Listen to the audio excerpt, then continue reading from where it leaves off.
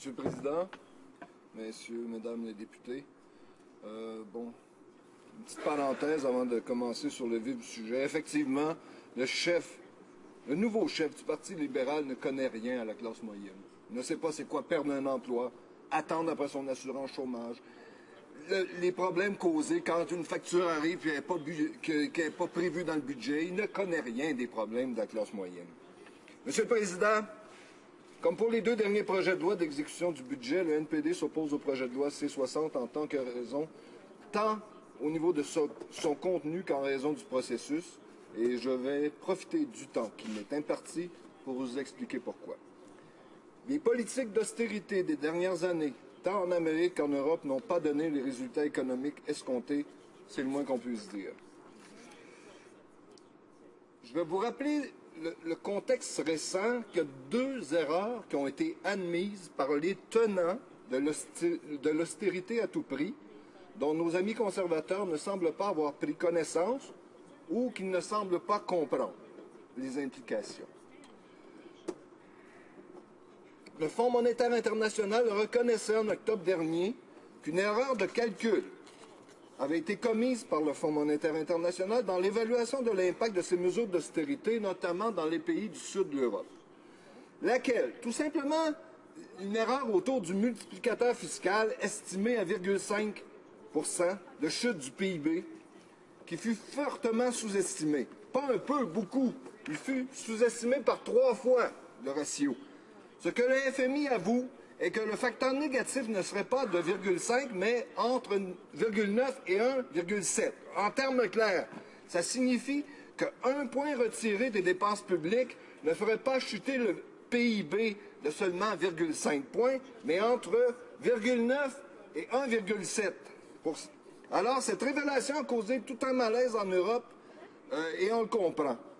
Tout laisse à penser que la vraie raison de ce malaise est de nature idéologique. Eh oui, la Grèce a été utilisée comme banc d'essai pour voir laquelle des deux théories sortirait gagnante, les cosmothéories, soit l'interventionnisme de Keynes opposé au libéralisme de Friedman, qui souhaite, comme nos confrères d'en face, la disparition de l'État ou tout au moins sa réduction au minimum. Le maître d'œuvre de cette opération a toujours su qu'elle aboutirait à la disparition irrévocable et définitive de l'héritage de Keynes, puisqu'elle démontrait que l'austérité, rien que l'austérité, mène à la croissance. Et petite erreur, c'est exactement la même croyance que partagent nos collègues idéologues en face. Mais l'expérience du Fonds monétaire a tourné au fiasco. Un énorme fiasco.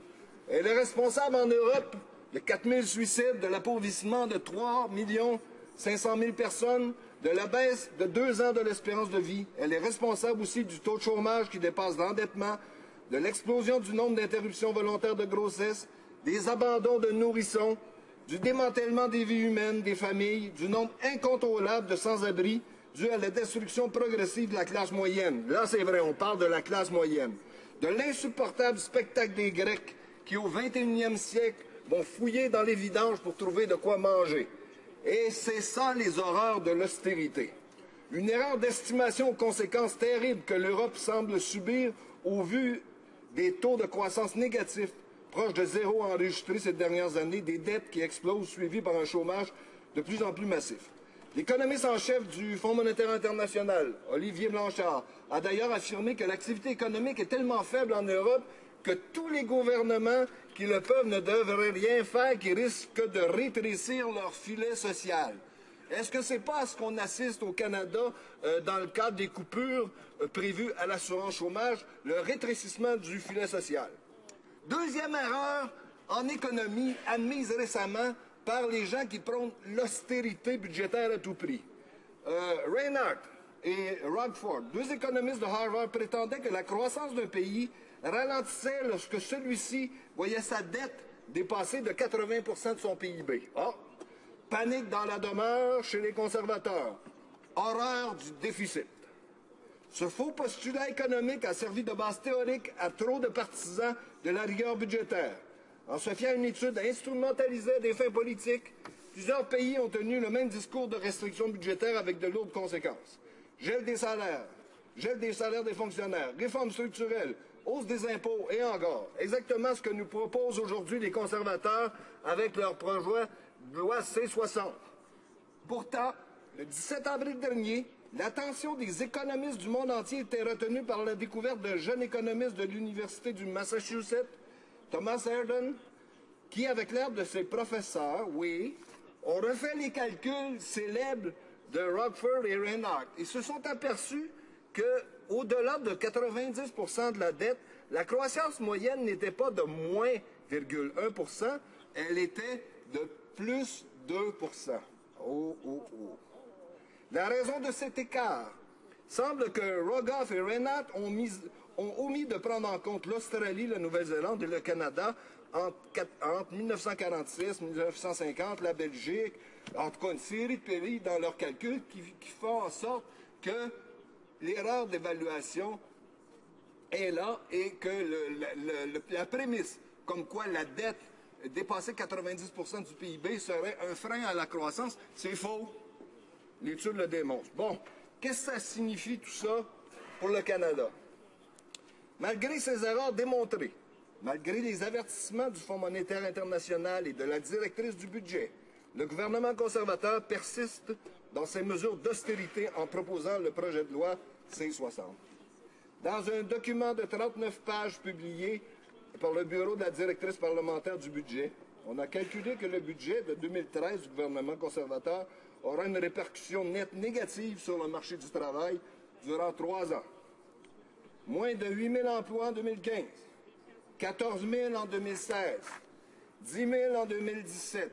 Au total, c'est plus de 67 000 emplois pour 2017 que constitue l'effet net de ces mesures de restriction budgétaire que le gouvernement conservateur a prises depuis 2012. Les conservateurs qui aiment se vanter de leur bilan en matière de création d'emplois vivent dans une bulle idéologique. Pendant ce temps, 1,5 million Canadiens sont sans emploi, puis il y a présentement 240 000 chômeurs, jeunes chômeurs de plus qu'avant la récession. Malgré cela, la seule mesure du projet de loi C-60 qui créera des emplois est l'ajout de nouveaux ministres au cabinet. La directrice parlementaire du budget a clairement indiqué que les compressions sauvages des conservateurs annoncées dans le budget 2013 ne sont pas nécessaires pour rétablir un excédent budgétaire structurel. Au contraire, conjuguées à la prise anémique de l'économie mondiale, les mesures d'austérité imposées par le gouvernement Harper freineront davantage la croissance économique et la création d'emplois. Le budget 2013 pourrait réduire... Order, just once again remind the member not to refer to colleagues by their given names. je m'excuse. Je m'excuse d'avoir nommé le premier ministre de son nom de famille. Je retire cette parole. Le budget 2013 pourrait réduire la croissance économique de 0,12% tout en éliminant des milliers d'emplois, en réduisant les dépenses de programmes directs et en freinant la croissance du produit intérieur brut. Rappelons-nous que le budget cette année reconduit les compressions de 5,2 milliards par année jusqu'à atteindre présumée du déficit zéro. Quoi qu'en disent les conservateurs, ce budget, à l'instar des autres budgets d'austérité présentés auparavant, freinera l'économie canadienne au lieu de la stimuler. Alors, pourquoi aller si vite vers le déficit zéro? Malgré tous les avertissements du Fonds monétaire international, de se calmer et de réfléchir en s'appuyant sur autre chose que des erreurs reconnues en économie. En fait, selon les calculs du directeur du budget parlementaire, le gouvernement dégagera un surplus encore plus important que prévu, c'est-à-dire 3,7 milliards en 2015-2016, alors que les citoyens seront appelés aux urnes. Est-ce là la raison de ces compressions et de coupures? La possibilité pour le gouvernement de disposer de 3,7 milliards de dollars à l'aube des élections pour les investir en temps et lieu à des fins strictement politiques. Oh. Ma collègue Peggy Nash l'a bien mentionné récemment. Dans ce projet C-60, le gouvernement Harper ne fait rien dans ce budget pour soutenir... Je m'excuse. Point of order. C'est interdit d'utiliser les noms familiers. Vous avez 15 secondes. Ah ben, je profiterai de ces 15 secondes pour me rétracter et de souligner l'excellent travail de la critique de l'opposition officielle en matière économique. Je vous remercie, Monsieur le Président.